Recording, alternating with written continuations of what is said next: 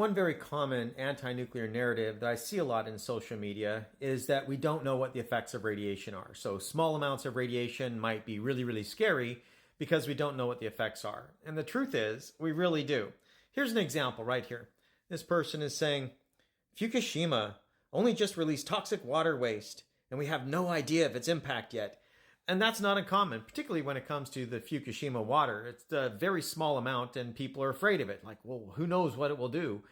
And the truth is, we know what radiation does, particularly to people. There's basically 500,000 survivors from the atomic bombings of Hiroshima and Nagasaki. And there are also large cohorts of the Native Americans who were damaged by the uranium mining, by being overexposed to radon. And then there's also the radium dial painters. But the atomic bomb survivor cohort is just huge. It's just enormous. And so it's probably the most studied carcinogen of all of the carcinogens. So we do know what it will do. We do know its effects.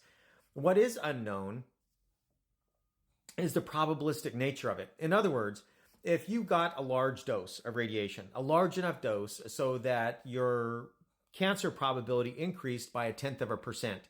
Now, about 40% of all people are going to get cancer on average. And so if you increase that probability by 0.1%, you don't know which person of that, of say 40.1% of people that would get cancer that were given that dose, you wouldn't know which one or which people were that 0.1%.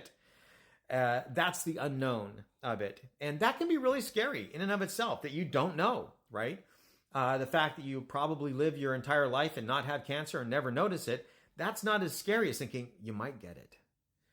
It's possible that you could get it, even though the probability might be extremely small, even with a large dose.